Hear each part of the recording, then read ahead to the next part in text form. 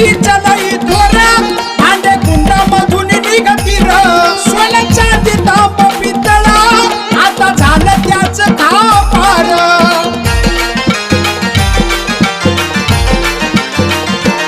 सत्व मळाईच्या लई थोर